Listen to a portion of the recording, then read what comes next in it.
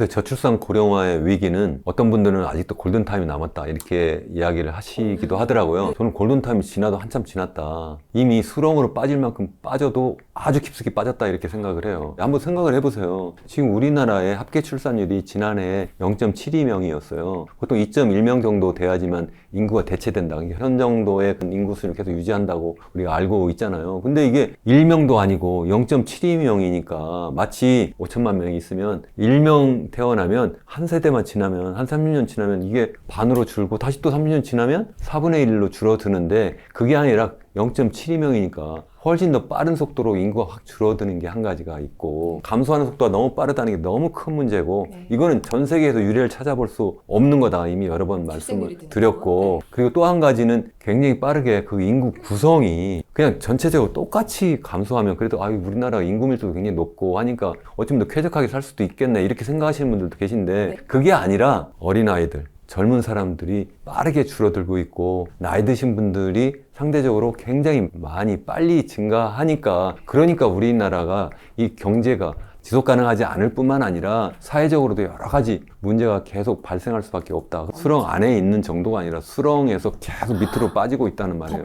왜냐면 올해는 당장에 0.72명이 아니라 0.6명대로 떨어진다고 보고 있고 그게 0.6명에서 0.5명으로도 떨어질 수 있고 지금처럼 집값을 계속 띄우게 하면 젊은 사람들이 어떻게 결혼하고 아이를 낳죠? 난 불가능할 것 같아요. 0.7 이제 0.6명대로 떨어지면은 얼마나 많은 인구가 감소하는 걸까? 이걸 체감해서 한번 계산을 해보면 매년 어느 정도 인구가 사라지는 거죠? 지난해만 해도요, 총 인구가 한 12만 명 감소했어요. 그러니까 한 달에 10,000명씩 감소해요, 10,000명씩. 그런데 그냥 전체적인 인구가 그렇다는 거고요. 제가 말씀드렸잖아요. 15세부터 64세를 일반적으로 생산 연령 인구라고 그래요. 그 젊은 인구는 지난해에 무려 30만 명이 감소했어요. 그러니까 더 젊은 인구가 더 빨리 감소한단 말이에요. 30만 명이면 얼마나 큰 인구예요. 저희 학교가 30만 명이 채 안 되거든요. 그만한 인구가 그냥 없어지는 거예요. 그것도 젊은 인구가. 근데 어떻게 이게 괜찮다고 할 수가 있냐는 거죠. 더군다나 이게 그러면 매년 총 인구는 12만 명씩 감소하고 뭐 아니면 생산 연령 인구라고 하는 그 젊은 인구는 뭐 30만 명씩 줄어드느냐? 아니에요. 그 속도가 점점 더 빨라지고 있다는 거예요. 그게 더 큰 문제라는 거예요. 앞으로 10년 안에 이제는 매년 감소하는 게 20만 명이 되고 그리고 젊은 인구는 30만 명이 아니라 60만 명이 되고 이렇게 해버리면 그 속도가 점점 더 빨라지는데 과연 우리가 거기서 어떻게 견뎌낼 수 있겠냐는 거죠. 그 고령화 사회가 우리나라뿐만 아니라 전 세계적인 현상이에요. 특히 이제 선진국이 이제 굉장히 빨리 가고 있는데 문제는 현재 지금 우리나라의 그 65세 이상 인구 비중이 19% 정도 되거든요. 그러니까 100명 중에 한 20명 정도가 65세 이상 인구예요. 그 정도면 OECD 한 평균 정도 돼요.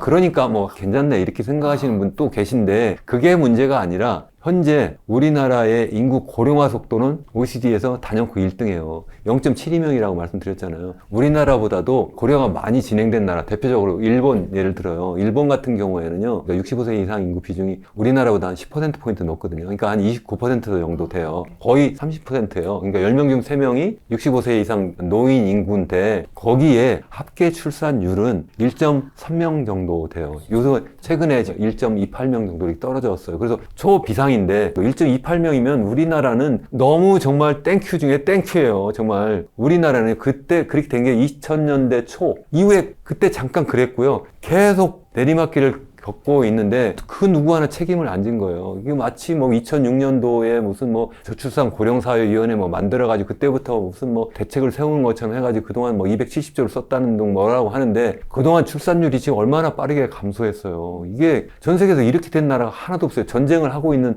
우크라이나를 포함해서 인구 밀도가 우리나라보다 훨씬 높은 그런 어떤 싱가포르나 홍콩보다 우리나라의 합계 출산율이 훨씬 더 낮아요. 이게 어떻게 가능하냐는 거예요. 물론 뭐 인구 감소나 출생률 저하, 뭐 고령화 여러 가지 원인이 있지만 특히 인구 문제에 있어서는 교수님께서 이제 부동산 가격이 계속 오르는 한 이 문제는 해결될 수가 없다라고 말씀을 계속 강조를 하고 계세요. 그래서 제가 볼 때는 원인은 다 알아요. 그러니까 전 세계가 인구 고령화로 진행되고 있다고 말씀드렸는데 그거는 한 가지 원인은 오래 살아서 그렇고 또 하나는 사람들이 아이를 적게 낳아서 그래요. 아이 적게 낳는 건 전 세계적인 공통적인 현상이기도 해요. 문제는 왜 특별히 우리나라가 더 빠르게 합계 출산율이 줄어드느냐는 거예요. 이제 그것만 이야기를 해야 되거든요. 다른 거 이야기하지 말고 뭐 디지털 세로 전환을 하느니 뭐 여성의 뭐 인권이 더 많이 보장이 됐다느니 뭐 이런 이야기는 그건 전 세계적인 공통적인 현상이니까 그거 말고 우리나라만 해당되는 것만 딱 꼽아보면 네 가지예요. 첫 번째가 제가 볼 때는 일자리가 우리나라는 굉장히 젊은이에게 불안정해요. 제가 대학 졸업할 때만 해도 제가 공부 열심히 하지 않았는데도 그냥 요즘 얘기하는 대기업 최소한 서너 개 중에 골라서 갔어요. 지금은 우리 학생들 대학 졸업을 하면 최소한 1, 2년 취업 재수를 하는 친구들이 거의 대부분이고요. 그리고 또 뿐만 아니라 그 친구들이 일자리라고 구했는데 그게 보면 거의 정규직이 아니라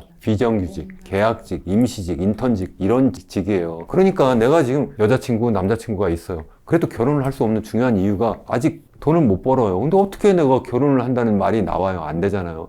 그래서 내가 취업재수해서 겨우 어떻게 일자리 잘 잡았어요. 근데 그놈의 일자리가 다 가보니까 어딨냐면 서울에 있고 그리고 수도권에 있어요. 거기 가는데 일단 내가 일자리 거기서 잡으면 그 다음에 독립을 해야 되잖아요. 거기에 그럼 내 살 집을 마련해야 되는데 그 집값이 아까 말한 것처럼 2017년 이후에 3배 올랐다. 3배 올랐으면 거의 내가 그냥 평생 그 먹지도 않고 입지도 않고 쓰지 않아도 최소 20년 이상 모아야 되는데 그걸 내가 어떻게 감당할 것이냐. 앞으로도 계속 집값이 오를 거라고 생각한다면 그래도 뭐 빚을 내서라도 내가 어떻게 해보겠는데 그게 아니면 그게 어떻게 가능하겠냐는 거예요. 또 세 번째는 뭐냐면 결혼도 했다고 해요. 그래서 뭐 집을 구했는데 뭐 출퇴근도 하고 뭐 이러니까 뭐 그것도 힘들어가지고 사실 아이 갖기도 쉽지 않을 뿐만 아니라 아이를 갖게 되면 우리나라 아이 한 명 키우면 대학 졸업할 때까지 거의 4억 원이 든다는 최근에 보도 자료도 있었어요. 한 3억 6천만 원 이 정도 한다고 하는데 대충 4억 원이라고 하면 2명을 낳으면 8억 원이에요. 그러니까 내 집 사고 아이 키우는데 그 돈 다 들어가면 나는 그거 뭐 먹고 살아요. 못하죠. 저 같아도 결혼하고 아이 낳겠다는 생각이 차마 들지 않는다. 더군다나 여성의 입장에 생각하면 여성이 이제는 뭐 남성과 똑같이 교육도 잘 받고 어쩌면 더 공부도 잘하고 해서 사회진출 누구나 다 하고 싶어 해요.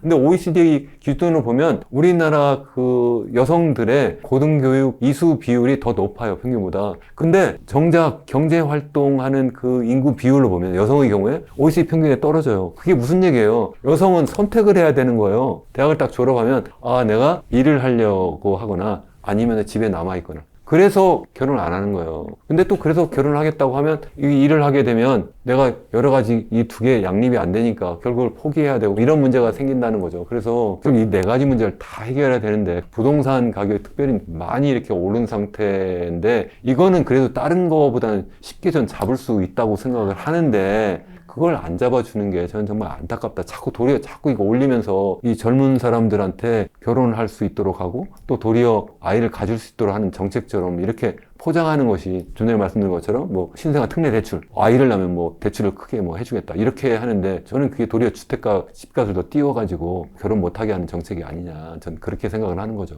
이 집값과 저출산 사이의 어떤 관계성이 해외 여러 사례에서도 우리가 이게 데이터로 좀 확인을 할 수가 있나요? 해외뿐만 아니라요. 우리나라 거만 가지고도 제가 해봤어요, 직접. 이게 지금 1986년부터 주택가격 지수하고 합계 출산율 간의 관계를 보여주려고 같이 그림을 그렸어요. 여기 보시면 서울의 경우에요. 서울의 이제 주택가격 지수는 이 주황색으로 표시된 거예요. 그리고 이제 합계 출산율은 이제 회색으로 표시됐는데 여기 보면 특별히 제가 하이라이트 친 거 있잖아요. 그 부분이 우리 2000년대 초, 2006년까지 그때 집값이 빠르게 올랐을 때고 그때가 또 출산율이 빠르게 줄어들 때고요. 2017년에도 그 이후에 집값이 굉장히 빠르게 올랐다고 그랬잖아요. 그때 또 출산율이 2017년에 제가 얼마라고 그랬어요? 1.03명이라고 했잖아요. 지금 0.72명까지 떨어졌다고 그랬잖아요. 굉장히 빠르게 줄어든 게 보이잖아요. 그게 그림으로만 봐도 제가 물론 주택가격 지수는 보통 이제 올라가니까 이걸 갖다가 역수로 표시를 한 거예요. 100 빼기 원지수를 하니까 이렇게 표시하니까 이게 두 개가 거의 같이 움직이잖아요. 그래서 이걸 갖다가 우리가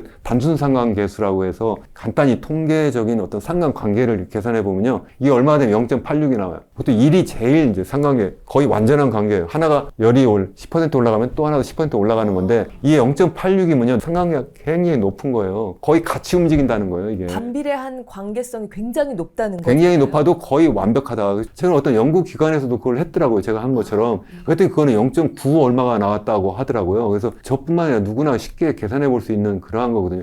합계 출산율뿐만 아니라 출생 아수로 해도 비슷해요. 그러니까 서울만 따로 딱 떼가지고 두 개 해도 되고 전국으로 해도 되고 이게 거의 다 0.8 다 넘어요. 이게 굉장히 높다. 그러니까 집값을 계속 올리면서 출산율을 올릴 생각은 제가 볼 때는 불가능하다. 이게 어떻게 가능하냐는 거예요. 다른 선진국들도 뭐 한국만큼 집값이 비싼데 출생률이 한국만큼 저출산이 심각하진 않다. 한번 생각해보세요. 그러면 집값이 비싼 나라가, 저는 우리나라보다 비싼 나라가 없다고 생각을 해요. 사람들이 일반적으로 집값 하면 우리나라 서울하고 뭐 뉴욕 맨하탄 비슷하다고 그래요. 그러니까 뭐 우리나라도 비싼 게 아니라 그 정도야. 맨하탄이 정말 전 세계 최고의 중심인데 그 정도하고 뭐 비슷할 정도 될 수 있지. 우리나라도 뭐 당연히 노른자 땅은 비쌀 수도 있잖아. 이렇게 이야기를 하는데 항상 말씀을 제가 드리는데 소득 대비로 봐야 된다. 그러면 미국보다 우리나라는 소득이 높나요? 미국이 우리나라보다 1인당 국민소득이 한 2.5배 정도 높아요. 그러니까 집값이 2.5배 높은 거예요. 쉽게 얘기하면. 그래서 거기는 합계 출산율이 거기는 1.5명이 넘어요. 또 집값이 높은 나라 뭐 예를 들자면 뭐 싱가포르 예를 들까요? 싱가포르 집값 안 높아요. 싱가포르이 그 인구 밀도가 전 세계에서 4위로 높은 나라인데 80%가 다 공공주택이고요. 다 그 중에서 90%가 다 자가 보유예요. 정확하게는 99년 임대를 하는데 내 집이나 마찬가지예요. 5년 그 거주하면 남한테 팔 수도 있어요. 그리고 이제 비싼 집이 이제 소위 얘기하는 그 우리 같은 민영주택. 민영주택은 거의 20%밖에 되지 않아요. 그 집값이 좀 비싸기는 한데 대다수의 싱가포르 시민이나 영주권자는 거기 살지 않아요. 외국인들이 살거나 아니면 아주 부자들. 그거와 비교할 수 없다. 그래도 싱가포르는 우리나라보다 출산율이 더 높아요. 굉장히 열악한 상황인데도. 왜 그러냐? 제가 볼 때는 이 집값이 안정돼서 그런 면이 있지 않을까. 그러니까 거기도 제가 볼 때는 굉장히 경쟁이 치열해요. 교육열이 치열해서 사교육도 굉장히 많이 하고요. 뿐만 아니라 경제 성장률도 조금씩 떨어지고 있는데 그래도 우리나라보다는 굉장히 양호해요. 또 뿐만 아니라 여성과 남성이 일할 때 별로 차이가 별로 없어요. 여성들도 일을 굉장히 열성적으로 많이 하고 그래서 일과 가정이 잘 이렇게 양립되어 있는 나라이거든요. 거기도 이제 최근에 1.0명 밑으로 떨어졌다 해서 막 비상이 걸렸다고 하는데 제가 볼 때는 우리나라는 거기보다 조건이 훨씬 더 좋잖아요. 그런데 0.7이면 말도 안 된다. 뭐 우리나라가 정말 싱가포르를 본받을 면이 굉장히 강하다. 그렇게 생각을 합니다. 진짜 다양한 원인이 있지만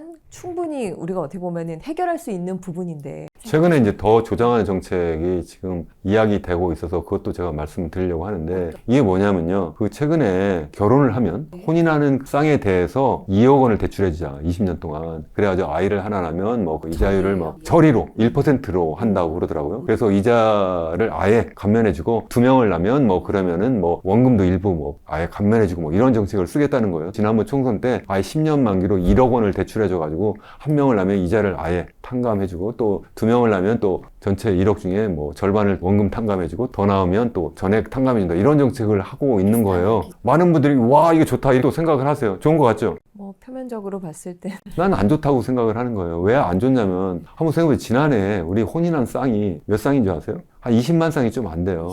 19만 한 4천 쌍 정도로 제가 알고 있는데 20만 쌍에 대해서 2억 원씩 대출을 해준다고 생각을 해요. 2억 곱하기 20만 쌍 하면 얼마예요? 40조 원이에요. 40조 원. 지난해에 특례 보금자리로 풀린 게 40조 원이라고 했잖아요. 이거를 한 해가 아니라 매년 40조 원씩 돈을 빌려주겠다는 거 아니에요. 그러니까 계속 40조 원씩 돈을 넣어가지고 부동산 거품을 계속 더 부풀리겠다는 정책 아니에요? 정말 이렇게 해가지고 젊은 사람들 마치 뭐 도와주는 것처럼 해가지고 집값 방방방방 띄워가지고 결국 집 갖고 있는 부자들 더 부자 만들고 그렇지 않은 젊은 사람들 정말 낙담하고 폭망하고 그래서 결혼도 못하고 아이도 못 갖게 하는 그런 정책 아니냐는 거예요. 최근에 또 정부에서 뭐까지 했냐면 뭐 국가인권위원회인가요? 거기에서 정말 뜬금없이 출산하게 되면 1억 원을 준다면 아이를 갖겠습니까? 뭐 출산하는 도움이 될까요? 또 이것도 국민들한테 물어봤다는 거예요. 그랬더니 63%가 그럴 것 같다 또 그랬다는 거예요. 이거 무슨 또 바람 잡는 또 정책이냐. 정말 환장하겠어요. 그러면 지난해 23만 명 태어났다고 했잖아요. 23만 명 곱하기 또 1억 원씩 해봐요. 얼마요? 23조 원을 또 그냥 풀겠다는 거 아니에요? 그러면 그거 풀면 그 돈 가지고 뭐 하겠어요, 그분들이? 집 사러 가죠. 아까 그 결혼한 사람도 그 40조 원 풀면 그거 가지고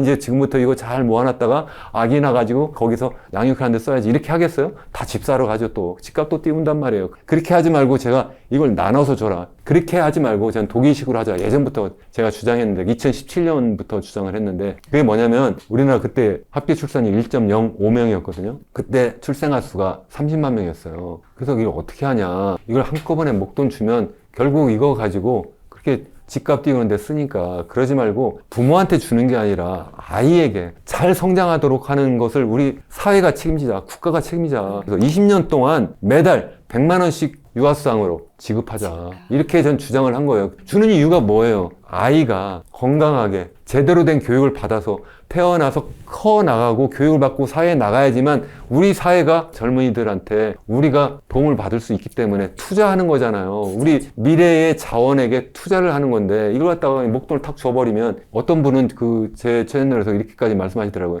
무책임한 부모들은 아이만 낳고 그냥 목돈으로 1억 원이든 받고 애를 팽개칠 거다 큰일 난다. 이런 분도 계시고요. 또 어떤 분은 이거 결국 사교육 시장으로 다 들어간다. 이런 주장을 하시는 분도 계세요. 그래서 그렇게 하면 안 된다. 또 제 말씀에 대해서도 그래봤자 매달 100만 원씩 주면 이거 결국 그 돈 가지고 빚내가지고 집 산 다음에 그 미분자금 갚아나가면 그래서 제가 뭐라고 하냐면 그렇게 안 한다. 그래서 제가 이걸 용도를 지정한 바우처로 줘요, 바우처로. 그것도 다 주지 말고 한 절반 정도는 이걸 국민연금처럼 이게 펀드로 자꾸 이거 불려나가서 얘가 나중에 성인이 돼서 사회 나갈 때 목돈으로 이걸 불려가지고 지급하자 이렇게 하는데 그러면 이제 또 비판하시는 분들이 뭐냐면 야 이거 어떻게 1인당 100만 원씩 주냐 이거 엄청나다 돈 또 이렇게 이야기를 하세요. 정말 많은지 한번 계산을 또 해볼까요? 30만 명이면요 한 명당 1년에 100만 원씩 12개월이니까 1200만 원이죠. 근데 30만 명이니까 1년이면 3조 6천억 원이에요. 3조 6천억 원이 많은가요? 아까 그냥 1억 원씩 주면 30만 명 태어나면 무려 30조 원 풀리는 거예요. 이거는 3조 6천억 원밖에 안 되고 그렇지만 물론 매년 이게 이제 20년 동안 계속 이제 누적이 되죠. 10년이 되면 얼마가 되냐면 이게 10년째 되면 3조 6천억이 36조 원이 돼요. 그렇게 돼도 우리나라가 현재 쓰고 있는 저출산 예산도 되지 않아요.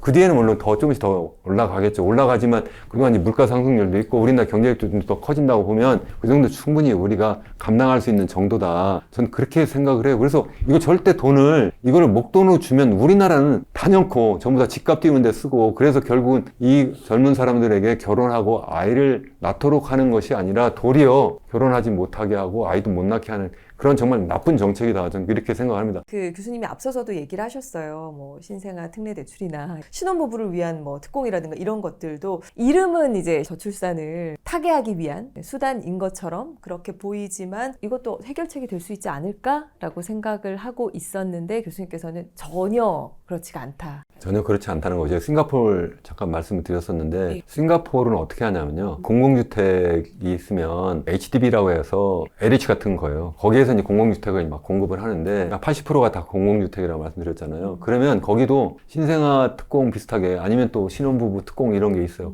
특별 공급. 네. 그러니까 특별 공급을 하는데 돈을 빌려주지 않아요. 돈을 빌려주는 게 아니라 그냥 그만큼 돈을 줘요. 싸게.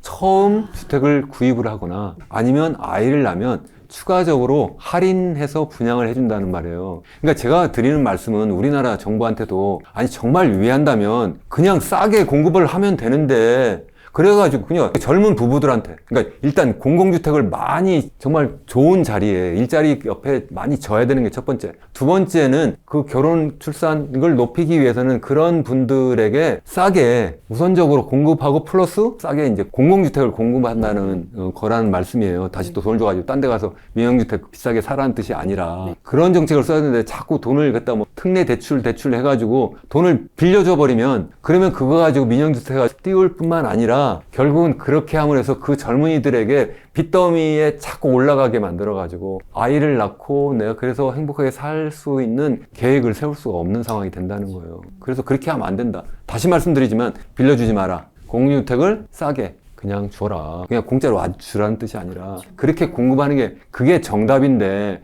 답은 나와 있는데 그렇게 안 한다는 거예요. 그러니까 어떤 분은 또 이렇게 거기는 다 정부가 모든 땅을 다 국가가 소유하고 있고 뭐 그러니까 가능하다 이렇게 말씀하시는데 아니, 그렇게 생각하면 중국은 아니에요. 중국도 다 국가 소유예요. 거기는 왜 집값이 많이 떴어요? 잘못된 정책 때문에 그렇거든요. 그게 문제가 아니라고요. 또 우리나라도 지금 맘만 먹으면 지금 말씀드렸잖아요. 그 뭐 건설 PF 관련해서 뭐 여러 가지 구조조정도 하고 앞으로 싸게 많이 택지도 나올 수 있고 여러 가지 집도 싸게 경공매로 나올 수 있는데 그런 것을 뭐 LH가 됐든 국가가 그거 갖다가 매입해서 그걸 가지고 싸게 공급하려고 하는 정책을 써야 되는데 그걸 적극적으로는 안 하는 게 참 이해가 안 되는. 그럼 이쯤에서 또 우리 3050 직장인들은 요것만큼은 꼭 알고 있어라. 그리고 요것만큼은 꼭 해라라고 조금 조언을 남겨주시죠. 우선 첫 번째는요. 정부가 그런 정책 쓴다고 할 때 거기에 그냥 슬쩍 넘어가시면 안 된다고 생각을 해요. 차라리 우리 이제 결혼하고 그 아이를 출산하고 키우려고 하시는 분들이 그런 정책이 나올 때마다 이거 말도 안 된다는 것을 정말 강하게 주장을 하셔야 된다고 생각해요. 이거 왜 이거 내놨냐 이거. 그냥 아예 싸게 공급을 해달라. 이렇게 주장을 하시는 게 맞다는 거고요. 또 뿐만 아니라 그 육아할 수 있고 내가 그리고 또 가정과 일이 양립할 수 있도록 이렇게 좀 해달라. 그래서 제가 말씀드렸잖아요. 아이가 그냥 뭐 태어나자마자 잠깐 축하금 주고 뭐 목돈 얼마 주고 이게 아니라 성인이 될 때까지 책임 좀 져달라. 뭐 책임진다고 하면 뭐 일부에서 뭐 세금 다 어디서 나오냐 이렇게 말씀하시는데 그 사람들이 없으면 그럼 나중에 세금 낼 사람이 없어요. 그분들 세금 낼 것 같으니까 제가 지금 그분들한테 우리가 세금을 걷어가지고 우리 미래의 세대에게 좀 교육 좀 잘 키우자는데 내가 당장 집값 띄우겠다고 하면 세금도 안 내겠다고 하면 그 말이 됩니까? 저도 그렇고 여러분들도 다 늙잖아요. 그러면 신생아들 제대로 클 수 있도록 이렇게 해줘야 되는 거 아니냐. 그래서 그걸 일단 알아야 된다는 말씀이고 정부가 정치인들이 잘못된 정책을 할 때 정말 목소리 좀 내주시면 좀 좋겠다 이런 생각을 합니다. 교수님의 얘기를 듣고 의견도 좀 남겨주시면 좋을 것 같아요. 지금 말씀하신 대로 소리를 내라고 했잖아요. 휩쓸려 가지 말고 우리가 원하는 것이나 어떻게 해야 조금 더 장기적으로 대한민국 만들 것인가에 대해서 다양한 의견들을 또 댓글로 남겨주시면 또 교수님 또 보시고 또 의견 주실 수도 있잖아요. 당연히 여기 와서도 제가 할 거고요. 저도 이제 얼마 전에 이현은 교수의 경제포럼이라고 하는 그런 채널을 새로 시작했어요. 저는 시작한 이유가 정말 이 사회가 정말 너무 걱정이어서 우리나라의 성장 잠재력이 계속 떨어지고 있고 그 안에 여러 가지 문제점들이 너무 많아서 이 문제를 우리가 같이 고민하고 해결책을 만들어야 되겠다. 그래서 기왕이면 저는 포럼이라고 이름을 붙였거든요. 그래서 저 혼자 일방적으로 막 떠드는 것이 아니라 우리 그 여러 시청자분들이 거기 댓글도 남기고 그래서 그것에 대해서 제가 직접 거기 답변도 드릴 뿐만 아니라 같이 토론도 하고 경우에 따라 이제 앞으로 모여서도 이렇게 하려고 하는데 그러한 어떤 쌍방간에 그런 의견 교환이 많이 있음으로 해서 또 그렇게 해서 우리가 이러한 것들을 우리 그 정부, 정치권에 계속 전달을 해서 정말 우리 사회가 제대로 굴러갈 수 있도록 이렇게 바꿔나가면 좋겠다. 그래서 여러분들의 그 동참이 정말 사회를 바꾼다고 생각합니다.